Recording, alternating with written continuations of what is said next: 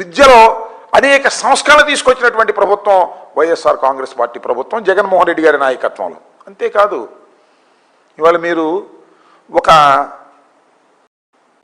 ప్రజల్లో తీవ్రమైనటువంటి వ్యతిరేకత కనిపిస్తూ ఉన్నది. యాంటీ ఇన్కంబెన్స్ తీవ్రంగా పెరుగుతుంది. నేను అనేక ప్రభుత్వాలను చూశాను.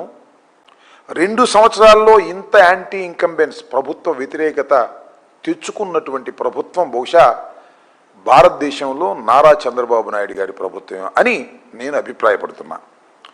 ఎందుకంటే నారా చంద్రబాబు నాయుడు గారు ఈ 2 సంవత్సరాల్లో 7 కలెక్టర్ల సమావేశం పెట్టాడు.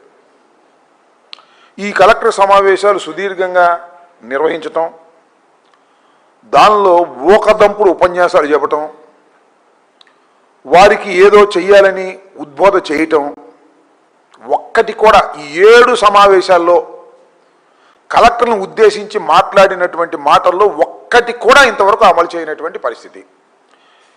7 సమావేశాలు మాత్రం చాలా ఆర్భాటంగా చేశారు. మొదటి కాన్ఫరెన్స్ కలెక్టర్ల కాన్ఫరెన్స్. సమర్థులకే ప్రోత్సాహం. ఎవరు సమర్థులు? కలెక్టర్లు సమర్థులైతే వారికి ప్రోత్సాహం అంట. వాళ్ళు సమర్థులేగా. ఐఏఎస్ ఇండియన్ అడ్మినిస్ట్రేటివ్ సర్వీస్ వడపోసి వారిని సమర్థులు కాబట్టే ఐఏఎస్ ఇచ్చారు, ఐపీఎస్ కూడా ఇచ్చారు. సమర్థులు అంటే ఏంటో తెలుసా? మేము చెప్పింది చేయాలి.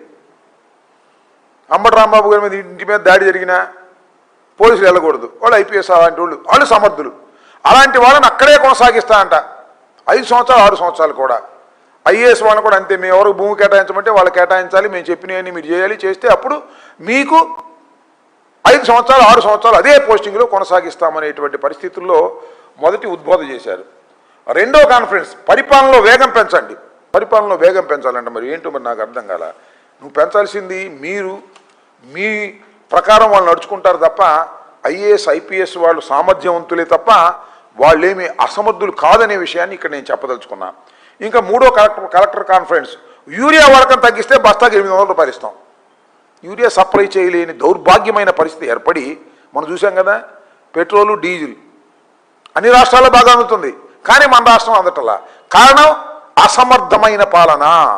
కాంట్రాక్టర్లకే డీజిలు పెట్రోలు ఇచ్చేటటువంటి సదుపాయం కల్పించి సామాన్యులకు డీజిలు పెట్రోల్ లేకోకుండా చేసినటువంటి దౌర్భాగ్యమైనటువంటి ప్రభుత్వం నారా చంద్రబాబు నాయుడు గారి ప్రభుత్వం. అలాగే బస్తాకి 800 తగ్గిస్తామనేటువంటి కార్యక్రమం అది మూడవ కాన్ఫరెన్స్లో. మీరే అడ్డంకి కాకూడదు, అడ్డంకులు తొలగించాలని కలెక్టర్లు మీరు అడ్డంకులు కాకూడదు, మీరు అడ్డంకులు తొలగించాలని వారికి ఉద్బోధ చేశారు. ఇది 4వ కాన్ఫరెన్స్. 5వ కాన్ఫరెన్సు రాష్ట్ర అవసరాలు సొంతంగా ఉపగ్రహం. రాష్ట్ర అవసరాలకి సొంతంగా ఉపగ్రహాన్ని ఏర్పాటు చేసే కార్యక్రమాన్ని కలెక్టర్ కాన్ఫరెన్స్లో మాట్లాడుతున్నాడు. అవసరాలకు ఉపగ్రహం ఎవరంటే నారా లోకేష్ని ఏర్పాటు చేసుకుని ఉపగ్రహం లాగా ఆయన్ని డీఫాక్టో కంప్లైంట్ లాగా తయారు చేసే డీఫాక్టో చీఫ్ మినిస్టర్ లాగా వ్యవహరించేటటువంటి పరిస్థితి తీసుకొచ్చి రాష్ట్రాన్ని అధోగతి పాలు చేసేటటువంటి కార్యక్రమం చేస్తున్నారు. ఇకపోతే 6వ కలెక్టర్ల సమావేశం ఐఎస్బి తరహాలో ఐఎస్బి తరహాలో ఐఎస్ఏ అంటే త్వరలో ఇండియన్ స్కూల్ ఆఫ్ అగ్రికల్చర్ ఏర్పాటు చేస్తాం. అన్ని కోతలు తప్ప ఏది ఇంతవరకు సాధ్యపడలేదు. కడప ఉక్కుకు శ్రీకారం. కడప ఇది 7వ దానిలో. ఈ విధంగా 7 సార్లు కలెక్టర్ల సమావేశాన్ని నిర్వహించి ఆర్భాటంగా వాళ్ళకు ఉపోద్ఘాతం చెప్పి వారిని ఉత్సాహపరిచినట్టుగా మాట్లాడి ఒక్కటంటే ఒక్క కార్యక్రమం కూడా చేయలే. నేను మనవి చేస్తున్నా, ఈ 2 సంవత్సరాల కాలంలో ఒక్కటైనా మంచి పరిపాలనా సంస్కరణ తీసుకొచ్చినటువంటి సందర్భం ఉందా అని అడుగుతా ఉన్నా. నారా చంద్రబాబు నాయుడు గారు మీరు అద్భుతమైనటువంటి పరిపాలనా దక్షులని రోజు కొడుతున్నారు. మీరే కొడతారు. ఈనాడు ఆంధ్రజ్యోతి మీకున్నటువంటి ఎల్లో మీడియా మొత్తం కొడతా ఉంటుంది. అసలు మోడీ కన్నా కూడా సీనియర్ మా చంద్రబాబు నాయుడు గారు, పరిపాలనా దక్షుడు, కొత్త సిద్ధాంతాలు కనిపెట్టినటువంటి వ్యక్తి అని డప్పాలు కొట్టుకోవటం తప్ప ఒక్క పరిపాలనా సంస్కరణ మేము తీసుకొచ్చాం. అనేక పరిపాలనా సంస్కరణలు తీసుకొచ్చాం. గ్రామ స్థాయికి పరిపాలన తీసుకురావాలని సెక్రటేరియట్లు పెట్టినటువంటి సందర్భం మాది. అదేవిధంగా నాడు నేడు విద్యలో అనేక సంస్కరణలు తీసుకొచ్చినటువంటి ప్రభుత్వం వైఎస్ఆర్ కాంగ్రెస్ పార్టీ ప్రభుత్వం, జగన్మోహన్ రెడ్డి గారి నాయకత్వంలో. అంతేకాదు ఇవాళ మీరు ఒక బృందాన్ని పంపించారు. ఎక్కడికి? సింగపూర్. దేనికి? గవర్నెన్స్ కోసం నేర్చుకోవాలని. అసలు నువ్వే సింగపూర్కి చెప్పి అంత మొగోడని చెప్తూ ఉంటావు కదా. ఒక బృందాన్ని పంపించి అక్కడ తిప్పుకొచ్చారు. వాళ్ళు పరిపాలనకు సంబంధించిన గవర్నెన్స్ సంబంధించిన అన్నీ కూడా తెలుసుకొని ఈయనకి చెబితే ఆయన అమలు చేస్తా అంట. నేను అడుగుతా ఉన్నా, అయ్యా నారా చంద్రబాబు నాయుడు గారు, మీరు ఎన్నికలకు ముందు ఏ వాగ్దానాలు చేశారు నాకు చెప్పండి ఒకసారి.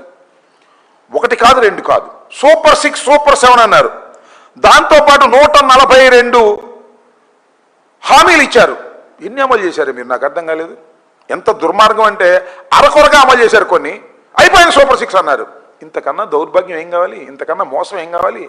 నేను సింగపూర్ వెళ్ళి సంస్కరణ చేయడానికి లేకపోతే గవర్నెన్స్ చేయడానికి మరి ఎన్ని సింగపూర్ వెళ్ళి మీరు ట్రైనింగ్ అయ్యి వచ్చి ఇచ్చారు హామీ? నేను అడుగుతా ఉన్నా.